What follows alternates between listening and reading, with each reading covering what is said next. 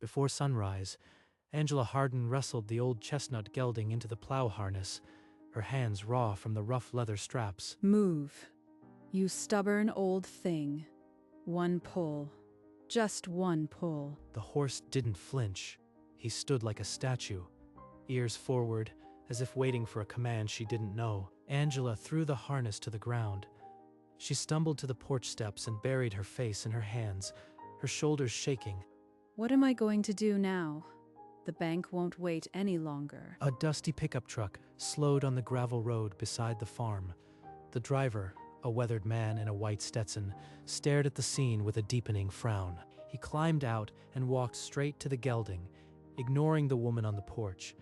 His eyes swept over the horse's lean frame until they stopped on a small, branded scar on the hindquarter. That's a Calumet registry mark. I haven't seen one in 20 years, but it can't be him. His hand trembled as he traced the scar. The color drained from his face. He turned and strode toward the weeping woman on the porch, a question burning in his eyes that would change everything. Ma'am, are you all right? That horse, where did you get him? Bought him at the livestock auction last week. $200, all I had left. She wiped her eyes with a trembling hand, the mention of money bringing a fresh wave of despair. My husband passed 8 months ago. The farm, the bank is threatening foreclosure. She's drowning in grief and debt, and this horse is her last gamble. At the auction, the chestnut had stood in a back pen, ribs showing, head drooped, until Angela raised her bidding card. I thought if he could pull a plow, I could plant enough corn to keep the land. And he's refused you from the start? Angela nodded, fresh tears spilling. The horse had done nothing but stand like a monument, proud and still. That scar, it's more than a blemish. I've seen that mark before. But where? Ma'am, I need to examine that horse properly. That mark on his hindquarter, it's not natural. What do you mean? It's just an old scar. He knelt beside the gelding, fingers tracing the branded lines. The horse stood motionless. I am a retired racing trainer. This looks like a coded identification mark used by some of the top breeding registries. Breeding registry? He's just a broken-down plow horse. He took out his phone and snapped several photos of the scar, his expression unreadable. I need to check my old records back home. Give me a day, and I'll come back with answers. John climbed into his dusty truck and pulled away, leaving Angela standing alone on the porch. If that mark matches what I think, this horse is a stolen legend.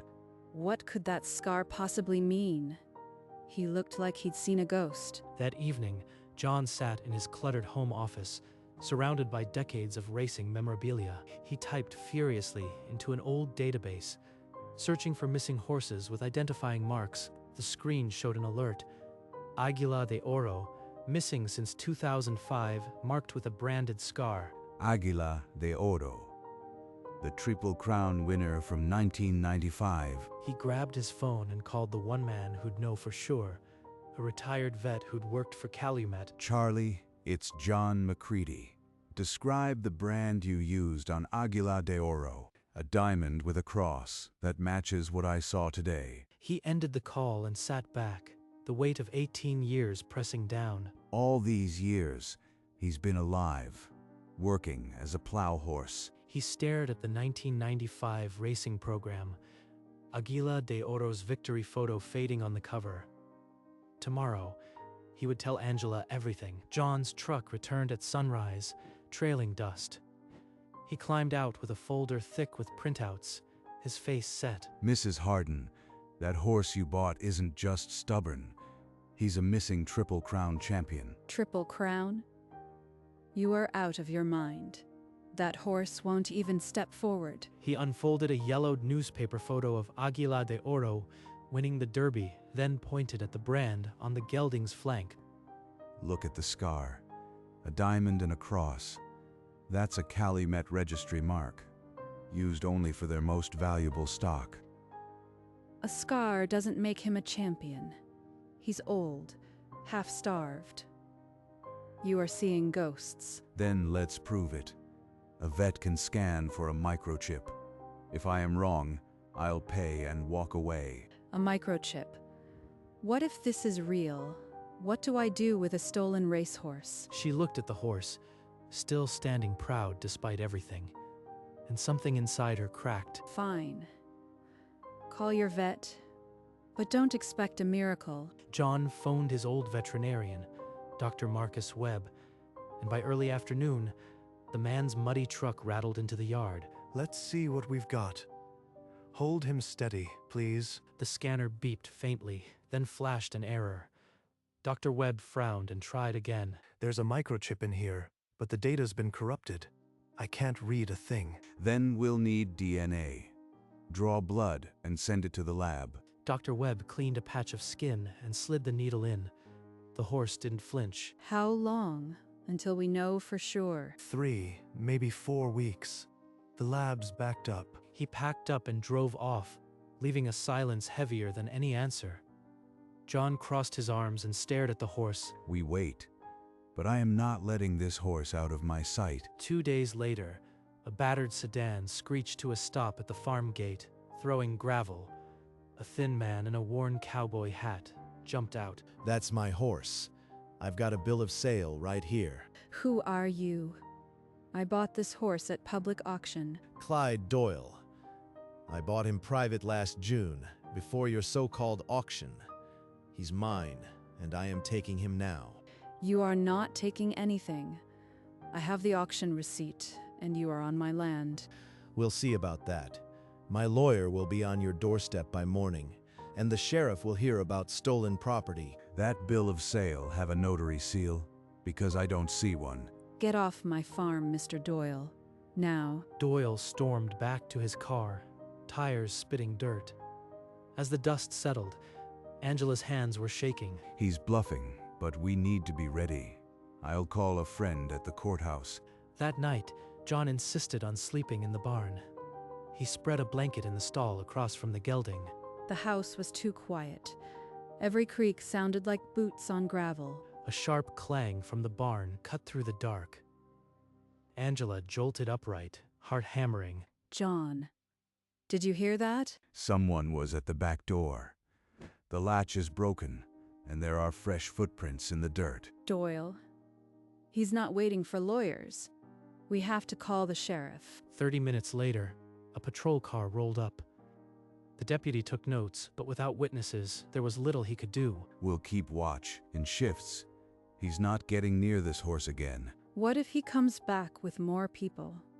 We can't fight them all. Then we make sure the right people know what's at stake. Tomorrow, I am calling Calumet Farm. The next morning, the sheriff pulled Clyde Doyle aside. Doyle swore he'd been home all night, but the deputy had no evidence either way. So he just walks free? For now, but a reporter from the local paper called. Wants to do a story about the horse that won't plow. By noon, a young journalist was at the barn, snapping photos of the gelding and taking notes. The article ran the next day. Widow's stubborn plow horse may hide a champion's secret. At Calumet Farm's headquarters, a clipped woman in a navy blazer read the article and reached for her phone. John, did you see the comments? Half the town thinks I am crazy. I called Calumet. They're sending someone named Margaret Thorne to verify the brand. She'll be here tomorrow. Calumet. They own half the racing world. If they take him, I lose everything again. You'll do what's right for him.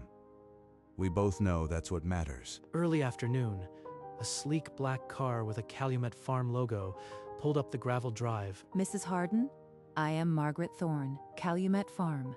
We need to see that scar for ourselves. They led her to the barn. She produced a magnifying glass and knelt beside the gelding's flank without a word. A diamond enclosing a cross.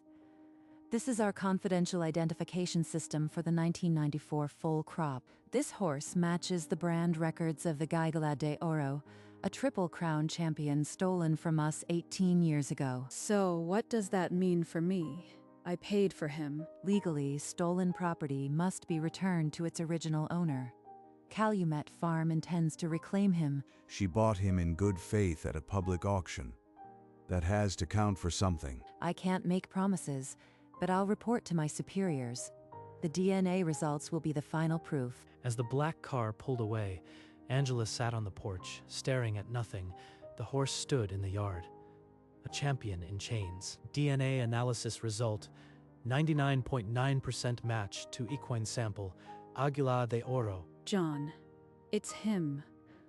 He really is the lost champion. 2 days later, Margaret Thorne returned with a briefcase and a cool, rehearsed smile. Calumet appreciates your care for Aguila de Oro. As a gesture, we're prepared to give you a $50,000 finder's fee. 50,000? For a Triple Crown winner? That's not a reward. That's an insult. She's right. This horse was worth 14 million on the track. You are lowballing a widow. Legally, you have no claim. This is a generous offer under the circumstances. Then we'll get our own lawyer. I am not selling him for pocket change. Thorne set the check on the table and left. Angela stared at it, her hands trembling. You are not just a plow horse. You are a champion, and I'll fight for you like one. That evening, Angela and John sat in the kitchen, the untouched check still on the table between them. You need a lawyer, Angela. Someone who knows equine law. With what money? I am barely keeping the lights on. A good lawyer costs more than this whole farm. Later that night, she wandered to the barn and found herself in his stall, a lantern casting long shadows. They want to take you away, but you are not just a line on a balance sheet to me. You deserve more than a forgotten stall and a plow you'll never pull. I'll find a way. She didn't sleep. By dawn, she was back in the stall, leaning against his warm flank as the first light crept in. I can't let you go. Not without a fight. John found her there, hay still in her hair. He sat beside her without a word, and they watched the horse breathe. Then we'll do it together. I know a few people. We'll fight this. John cashed in an old favor and found a small-town attorney willing to take the case on contingency. The lawyer fired off a reply, asserting good faith purchase at public auction, citing Kentucky common law. A certified letter arrived a week later. Thorne's office had escalated the threat. If the horse is not surrendered within 10 days, we will pursue criminal charges for receiving stolen property. Criminal charges? I didn't steal anything. I paid for him at a public auction. They're trying to scare you into folding. The law protects good faith buyers if we can prove it. By noon, word had spread. Neighbors arrived with food, and a petition to save the horse was already circulating. I don't know how to win this, but with all of you behind us, maybe we have a chance. A retired judge in the crowd pulled Angela aside and offered to review her case free of charge. We're not alone anymore. Calumet picked a fight with a whole community. The next morning, a satellite truck parked at the gate, its mast rising over the cornfield. That's a national network. The whole country's about to hear your story. What do I say? I am just a farmer, not a lawyer. She stood in front of the camera, voice shaking, and told the world about a stolen champion and a corporation threatening a widow. Within hours, clips exploded online. The hashtag Justice for the Champion trended across the country. At Calumet headquarters, executives watched the broadcast in stony silence as their PR crisis deepened. That afternoon, John's phone rang. Margaret Thorne's voice was clipped but shaken. Thorne wants a meeting. Says she's authorized to revisit the terms. Their words, not mine. They're scared of the bad press. Maybe now we can get what's fair. As the sun dipped below the tree line, they stood together at the fence, for the first time daring to believe they might win. The next morning, Thorne returned with a new contract and a hard smile. They sat at the same kitchen table, the air thick with unspoken stakes. $200,000, with a signed guarantee that Aguila de Oro will live out his days at our retirement facility, the finest in the country. That's a tenth of what he was worth. You are not buying a retired gelding. You are recovering a Triple Crown champion. She's right. You've got a PR nightmare on your hands. I'd say his value just went up. This is the final number our board authorized. I'd advise you to take it. Then your board doesn't understand what's at stake. I want a fair settlement, one that honors his legacy and secures my farm. Thorne's jaw tightened. She gathered the papers and stood with a final, chilly glance. She left without another word. The heavy door closed and the farmhouse fell silent. I just turned down more money than I've seen in my life. What if they never come back? They'll be back. You just showed them you are not desperate. That's power. A week later, Margaret Thorne arrived unannounced, a new check in her briefcase and a tight smile on her face. The board saw your interview. They've authorized $400,000, full retirement care, and a public pledge to reopen the theft investigation. She pushed the check across the table. Angela stared at the figure, her breath catching. This is the absolute final offer. I am instructed to wait for your answer today. You said he'd be guaranteed a life of dignity. No more auctions, no more plows. A lifetime guarantee. He'll live like the champion he is. This could pay off the farm, start a sanctuary, and give him what he deserves. I need the night. I won't sign until I've seen him one more time. Thorne nodded, left the check and contract, and walked out without another word. Angela went straight to the barn, pressed her forehead to the gelding's neck, and let the tears fall. Through the long night, she sat in the straw, brushing his scarred coat until the dust of years rose like ghosts. He never asked for a plow. He only ever wanted to run. You carried your pride when everyone else saw a broken animal. By dawn, her tears had dried, and a quiet certainty settled in her chest.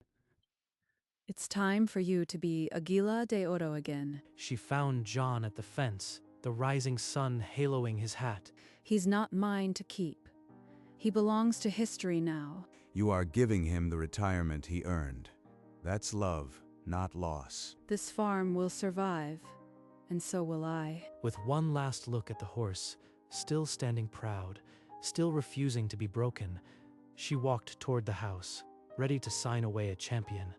Margaret Thorne was already seated at the kitchen table when Angela walked in, the contract waiting beside a fresh cup of coffee. We're ready when you are, Mrs. Harden. Angela picked up the pen, her hand now steady. This isn't surrender.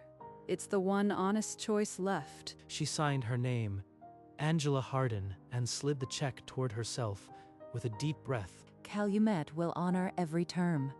He'll be treated like royalty. John, standing in the doorway, walked over and wrapped his arms around her. She let the tears fall again, but this time they were lighter. By the time the sun climbed high, a sheriff's cruiser pulled up not for Angela, but for Clyde Doyle. He was arrested for trespassing and attempted theft, his bogus bill of sale, now evidence of a larger conspiracy. That afternoon, the bank statement showed the farm was paid in full. For the first time in years, Angela Harden owed no one. 2 mornings later, a sleek Calumet trailer backed up to the barn, its polished silver glinting in the early light. Angela led Aguila de Oro up the ramp herself, his hooves slow and deliberate, as if he understood. Go on now. You've got a better life waiting. The door latched shut. She stood in the empty barnyard, arms wrapped around herself, as the trailer pulled away toward the sun. A month later, she drove through the grand white gates of Calumet Farm for her first visit. The retirement stable was more elegant than any hotel lobby, with fresh hay and a brass nameplate that read Aguila de Oro. He lifted his head at her footsteps, nickered, and pressed his nose into her palm. You haven't forgotten me. She spent hours brushing him, feeding him treats, listening to the gentle rhythm of his breathing in the quiet stable. He's finally home. The investigation traced 7 owners back to a stable hand who stole Aguila de Oro in 2005. 3 former owners now face charges. The news spread online, and Angela read the headlines with a quiet sense of closure. With this money, I am starting a sanctuary. No more horses will be forgotten like he was. Volunteers from the community helped build new paddocks and mend the old fences. Within weeks, the first rescued horses arrived. A blind mare, a starved yearling, a gelding with a limp. Another second chance. That's all any of us need. He started this, you know. Aguila de Oro gave you a purpose. He gave me more than a purpose. He gave me a reason to believe again. The farm was reborn as Hardin Horse Haven, a testament to a champion who refused to be broken. And in the very field where he once stood proud against the plow, new horses now ran with their heads high. A full year passed. Hardin Horse Haven had grown to 14 rescued horses, each with its own story. On a warm morning, she drove her old truck through the Calumet gates, knowing exactly who was waiting. He saw her truck and broke into a joyful canter, mane streaming like in his glory days. She brushed his coat until it gleamed, and he nosed her pockets for the peppermints she always brought. Back home, on her nightstand, a framed photo of that first stubborn morning when he refused the plow. The sanctuary was alive with the sound of children laughing and hooves on fresh grass. Every time I visit, you remind me that pride isn't about refusing to work. It's about knowing your worth. Month after month, he pressed his nose into her palm, and the years of neglect fell away at Hardin Horse Haven. 14 horses now had what he once lost: a safe field, a kind voice, a reason to run. And in her bedroom, the photo caught the last light of day. A champion, a friend, finally home. She kept her monthly promise, driving the familiar road as the leaves turned gold. He waited at the fence, recognizing the sound of her truck before it came into view. They walked side by side in the paddock, the old gelding moving with the easy grace of a champion at peace. Look at you, still so proud.